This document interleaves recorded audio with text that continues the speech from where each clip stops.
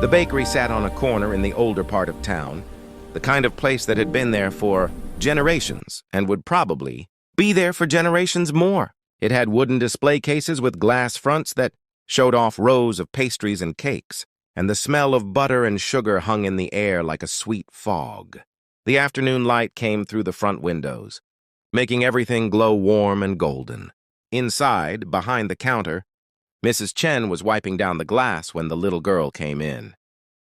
She couldn't have been more than 6 years old, with blonde hair pulled into 2 pigtails that stuck out at odd angles, as if she'd done them herself that morning.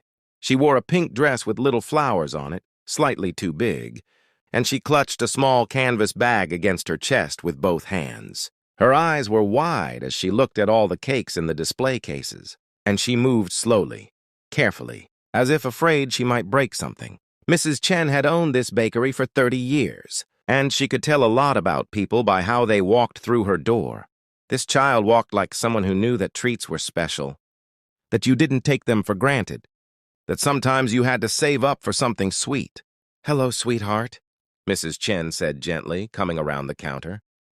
"Can I help you find something?" The little girl looked up at her with serious blue eyes. "I need to buy a birthday cake," she said, her voice small but determined. "It's for my mama. She's turning 30 tomorrow, and I want to surprise her." "That's very sweet of you," Mrs. Chen said. "What kind of cake does your mama like?" "Chocolate," the girl said immediately. "She loves chocolate. And she likes flowers, so maybe a cake with flowers on it?" She paused, then added quietly, "But I only have $5. She reached into her canvas bag and pulled out a worn $5 bill, holding it up as if it were a treasure, which Mrs. Chen thought it probably was to her. Mrs. Chen's heart squeezed. The cheapest cake in her shop was $25, and that was for a small one. A proper birthday cake with decorations would run at least $40. But looking at this child's hopeful face, she couldn't bring herself to say no. "Let me see what I can do," Mrs. Chen said. "What's your name, honey?" "Lily," the girl said. "My mama's name is Sarah." "Well, Lily, why don't you look at the cakes and tell me which one you think your mama would like best?" Lily pressed her nose to the glass, studying each cake with intense concentration. She pointed to a beautiful chocolate, layer cake with buttercream, flowers cascading down one side. "That one," she breathed. "That one is perfect." Mrs. Chen looked at the cake Lily had chosen. It was one of her special orders, made for a customer who was supposed to pick it up in 2 hours. It cost $75. She was trying to figure out how to gently redirect Lily to something more realistic when the bell above the door chimed and another customer walked in. The man who entered was in his late 30s, with dark hair and the kind of face that would have been handsome if it hadn't looked so tired. He wore a black coat over a dark shirt, and there was something about his posture that spoke of weariness, beyond the physical. He moved to stand politely behind Lily, waiting his turn, and Mrs. Chen noticed he had good manners despite seeming lost in his own thoughts. "Excuse me, sweetheart," Mrs. Chen said to Lily. "Let me help this gentleman, and then we'll figure out your cake, okay?" But Lily was already turning around, and when she did, she looked up at the man with those serious eyes and said something that made everyone in the bakery stop and pay attention. "Excuse me, sir," Lily said in her small voice. "Are you sad?" The man blinked, clearly startled. What? You look sad," Lily said matter-of-factly. "My mama looks like that sometimes, when she's worried about money or when she misses my daddy." "Are you missing someone?" Mrs. Chen started to apologize. "I'm so sorry, sir. Children sometimes—" But the man held up a hand, and his expression had softened in a way that made him look younger. He crouched down so he was at Lily's eye level. "You know what?" he said quietly. "I am a little sad. I am missing someone. How did you know?" "Your eyes," Lily said simply.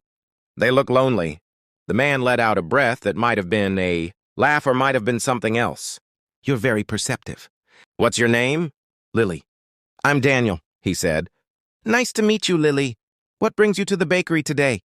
"I'm buying a birthday cake for my mama," Lily said proudly, holding up her $5 bill again.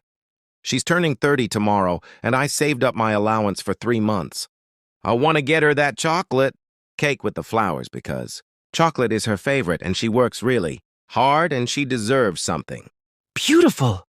Daniel looked at the $5, then at the cake Lily had pointed to, and Mrs. Chen saw understanding cross his face. He straightened up and met Mrs. Chen's eyes over Lily's head. And something passed between them, a recognition of the situation and what it meant. "That's a beautiful cake," Daniel said. "Your mom is lucky to have such a thoughtful daughter." "The thing is," Lily said, her voice dropping to a whisper, "I don't think $5 is enough. But it's all I have. Mrs. Chen is trying to help me figure out what to do." Daniel was quiet for a moment. Then he reached into his pocket and pulled out his wallet. "You know what, Lily? Today is actually my birthday, too." Lily's eyes widened. "Really?" "Really," Daniel said. "I turned 39 today, and I was just thinking on my way here that I didn't have anyone to celebrate with, that I'd probably just go home to my empty apartment and have a quiet evening alone. But you've given me an idea. What if we share that cake? You take it for your mama's birthday tomorrow, and I'll consider it my birthday cake, too. We can be birthday cake partners." Lily frowned, thinking hard. "But that's your birthday cake. You should have it." "I think," Daniel said gently, "that giving your mom a beautiful birthday cake would make me happy. It would make my birthday special to know I helped make someone else's birthday special. Would that be okay with you?" Lily looked uncertain. "But I should pay for it. I have $5. "I'll tell you what," Daniel said. "You give me your $5 and I'll add the rest. It'll be a team effort. Deal?" He held out his hand, and after a moment, Lily shook it solemnly. She handed over her $5 bill, and Daniel gave it to Mrs. Chen along with his credit card. "I'd like to purchase that chocolate cake with the flowers," he said. "And please add whatever else $5 would buy. Maybe some cupcakes or cookies?" Mrs. Chen, who'd been watching this exchange with tears in her eyes, nodded. "I'll box up some of our fresh chocolate chip cookies. They're Lily's contribution to the order." While Mrs. Chen boxed up the cake and cookies, Daniel sat down at one of the small cafe tables, and Lily climbed onto the chair across from him. "Why are you alone on your birthday?" Lily asked with the directness only children possess. Daniel smiled sadly. "Well, I work a lot. I run a company, which means I'm very busy. And somewhere along the way, I forgot to make time for friends and family. My parents passed away a few years ago, and I don't have any brothers or sisters. I used to have friends, but I was so focused on work that I stopped calling them back, stopped making plans. And now, when I look around, I realize I'm all alone. It sort of snuck up on me."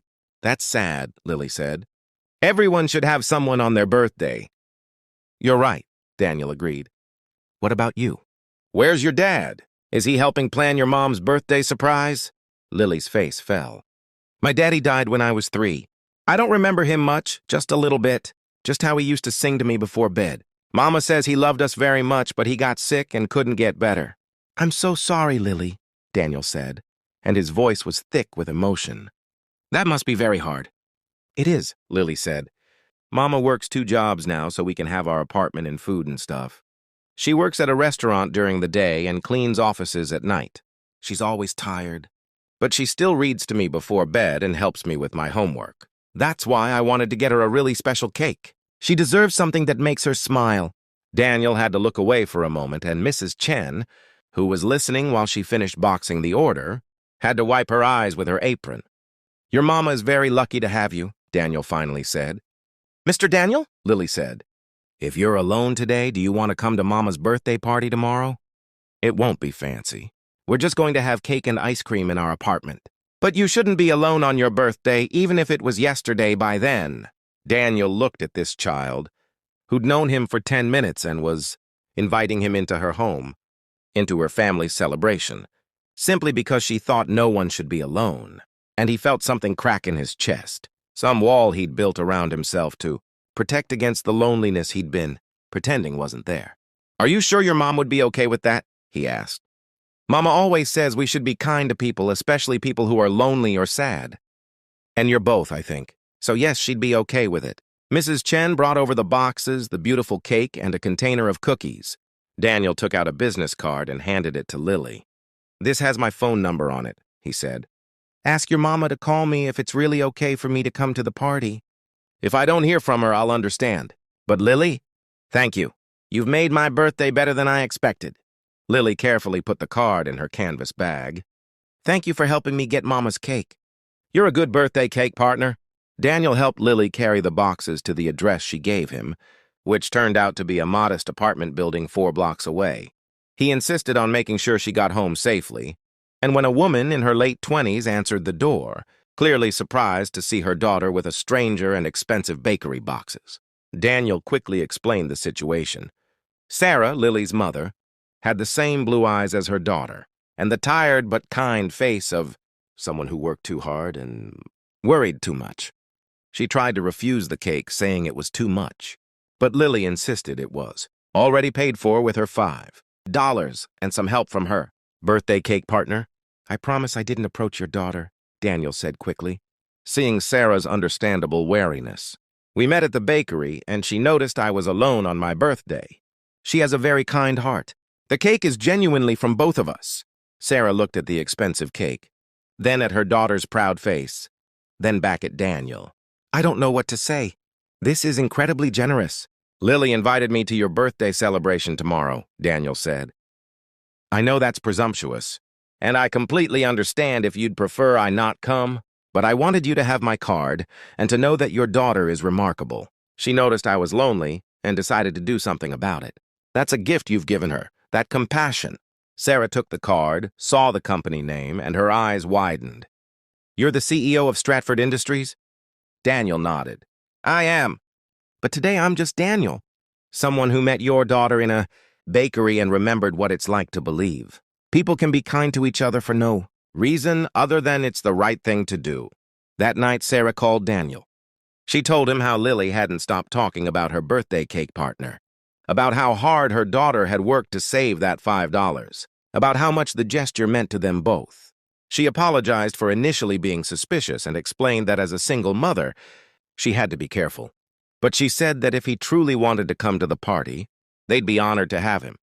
The next evening, Daniel showed up at their apartment with flowers for Sarah, a wrapped present for Lily that he'd spent hours picking out, and ice cream to go with the cake. The party was small, just the 3 of them in a tiny apartment that was clean but sparse, decorated with handmade birthday banners that Lily had created with crayons and construction paper. They ate pizza that Sarah ordered with money she'd saved. They sang Happy Birthday, and they cut into the beautiful chocolate cake with buttercream flowers. And Daniel couldn't remember a birthday, couldn't remember any evening that had felt more like home. Over the following months, Daniel became a regular part of Lily and Sarah's life. He came to dinner once a week, helped Lily with school projects, and made sure Sarah's old car got fixed when it broke down. He established a scholarship fund in his parents' names and made sure Sarah was the first recipient so she could cut back to one job and finish the nursing degree she'd abandoned when her husband died. He also started making changes in his own life. He reconnected with old friends, started leaving work at reasonable hours, and learned that the company didn't fall apart if he wasn't there every minute. He began to build a life that felt full instead of empty, connected instead of isolated. A year after that meeting in the bakery, Daniel asked Sarah to dinner. Just the 2 of them at a nice restaurant. He'd been careful about his growing feelings for her, aware of the power dynamics and wanting to make sure anything between them was genuine and not based on gratitude or obligation. But his feelings had only deepened, and after months of friendship and family dinners and slowly building something real, he finally told her he'd fallen in love with her. Sarah, who'd been resisting her own feelings for the same reasons, finally admitted she loved him too. They were married the following spring, in a small ceremony where Lily was the flower girl and Mrs. Chen made the wedding cake. Daniel adopted Lily officially, and she started calling him Dad about 6 months later. Tentatively at first, and then with the comfortable ease of a child who felt secure.